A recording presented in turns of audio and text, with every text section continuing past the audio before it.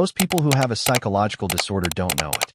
Not because they're not suffering, but because their suffering has a name they were never given. This video is that name. Mental disorders aren't reserved for people who can't function. Some of the most high-performing, self-aware, totally fine people alive are quietly suffering from conditions they've spent their whole lives explaining away as personality traits, bad habits, or just being different. What you're about to hear might sound familiar. That familiarity isn't a coincidence. High-functioning anxiety. You show up on time. You over-prepare. You reply to messages instantly, keep your space organized, and never miss a deadline.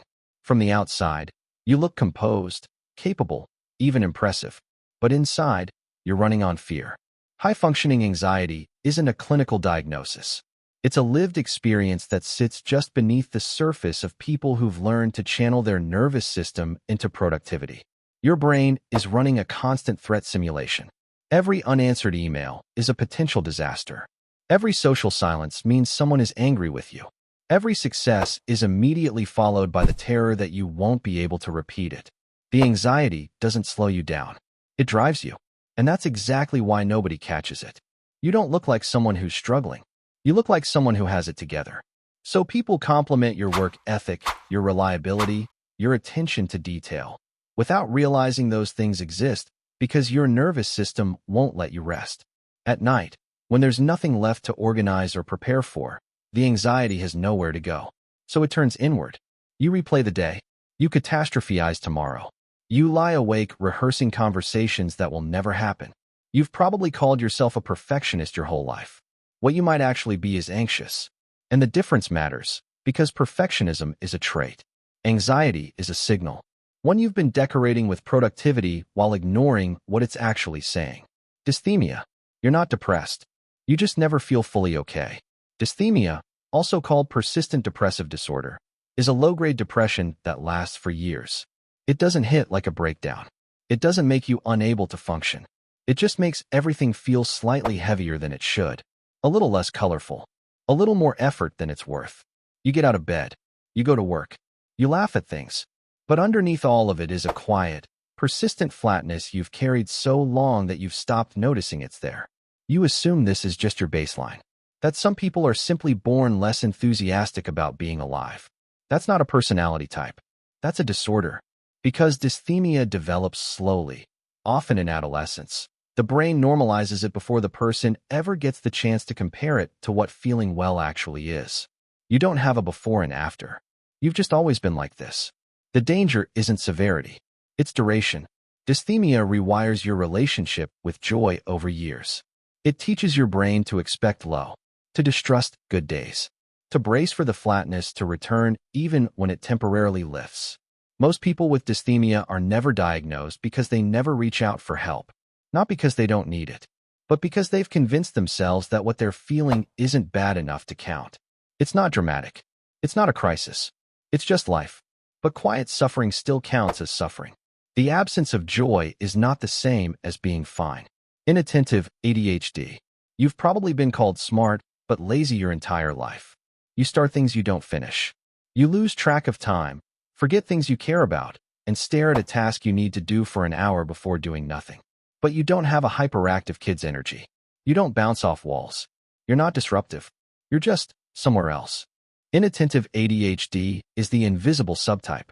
There's no fidgeting, no blurting out answers, no chaos that makes teachers and parents take notice. There's just a quiet inability to translate intention into action. A brain that wanders mid-sentence, mid-task, mid-conversation, not because it doesn't care, but because its dopamine system doesn't fire the same way. It's massively underdiagnosed, especially in women and adults who learned early to mask. The coping mechanisms are sophisticated. You build systems. You use deadlines like adrenaline.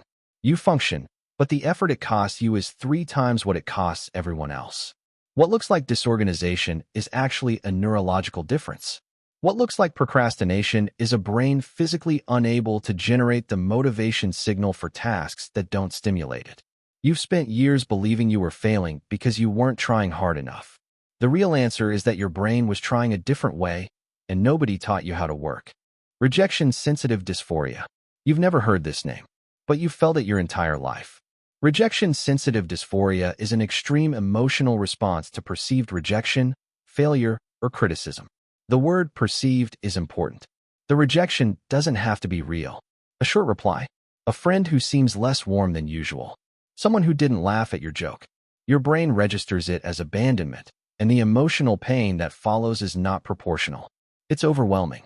For a few seconds or minutes, it feels like the worst thing that has ever happened to you. Then it passes, and you feel embarrassed that you reacted so strongly to something so small. So you hide it. Over time, rejection-sensitive dysphoria quietly redesigns your life. You stop sending the message because they might not reply. You don't share the idea because someone might criticize it. You exit relationships before they can exit you. You become so attuned to any signal of disapproval that you spend entire conversations monitoring people's faces rather than actually connecting with them. It's strongly linked to ADHD and appears frequently in people who were frequently criticized or dismissed as children. The nervous system learns that rejection is dangerous. It stops waiting for proof and starts treating everything as a potential threat. People who live with this often describe themselves as too sensitive, too intense, too much. But that's not a character flaw. That's a nervous system that learned to treat social pain the same way a body treats physical injury. It's not weakness. It's a wound with a name most people never get to hear. Derealization and depersonalization. Have you ever looked at your own hands and felt like they didn't belong to you? Or stared at a familiar room and felt like you were watching it through glass? Like you're there, but not quite real. Present, but somehow absent from yourself? That's depersonalization. And it's far more common than anyone talks about. Derealization is when the world around you feels unreal, foggy, flat, or dreamlike. Depersonalization is when you feel unreal, detached from your thoughts, your body, your emotions. Like watching your own life from a few feet away. For most people, it happens briefly during periods of extreme stress, sleep deprivation, or panic.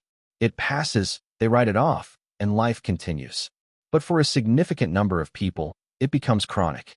A persistent background hum of unreality that never fully lifts. The disorder is isolating in a specific way. It's almost impossible to describe to someone who hasn't felt it. And the harder you focus on it, trying to feel real again, the more unreal everything becomes. Most people with chronic depersonalization spend years Googling their symptoms, convinced something neurological is terribly wrong. They get brain scans. They're told they're fine. The problem isn't structural. It's the brain's dissociation response stuck in the on position, a defense mechanism that stopped being helpful and became the experience itself. You are real. Your brain is just having trouble confirming that right now.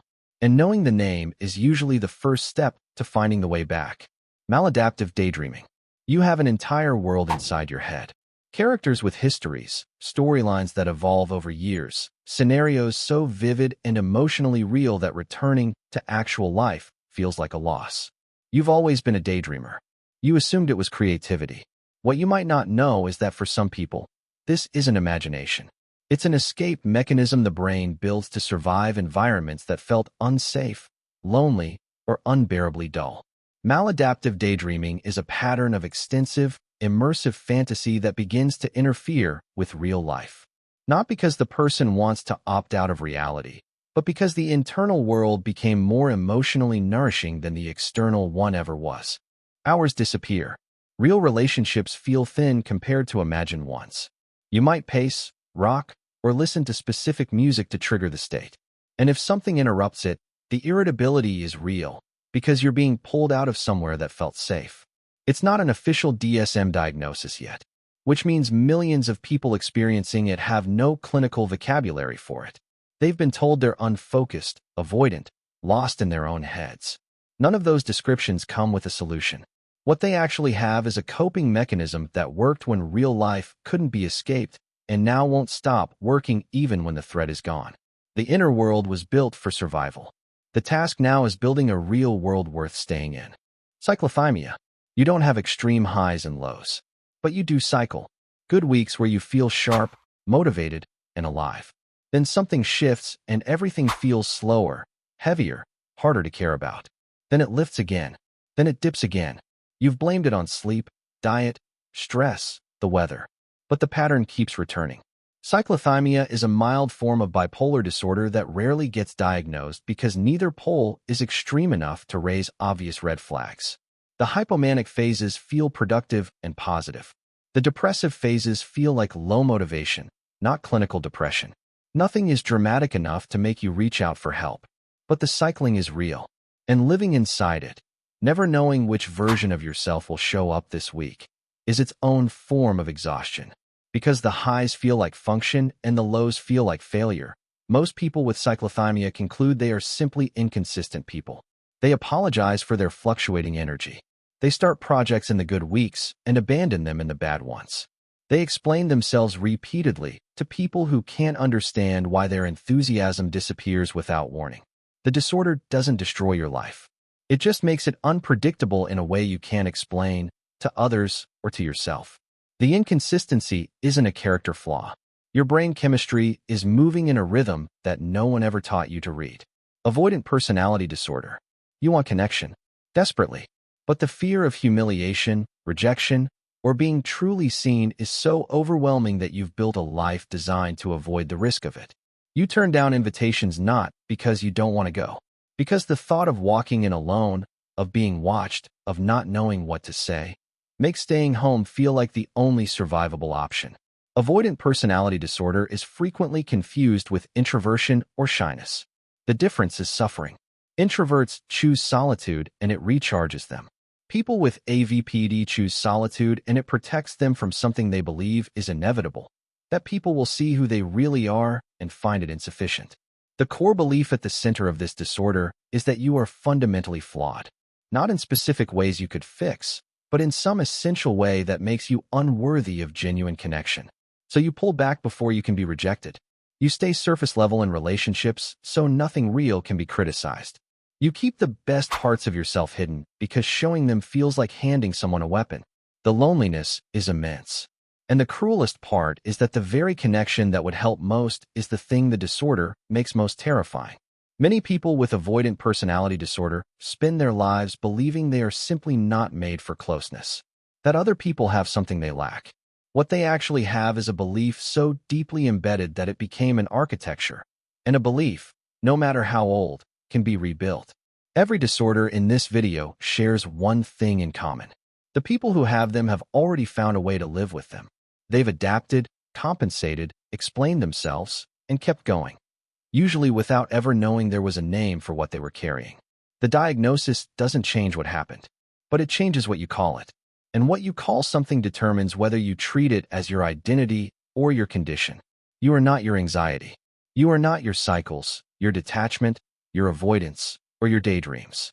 You are someone whose brain developed a very specific set of strategies to survive a world that didn't always make sense. The strategies made sense once. You just don't have to keep using the ones that are no longer working. If any of this felt familiar, not interesting, but familiar, that's worth paying attention to.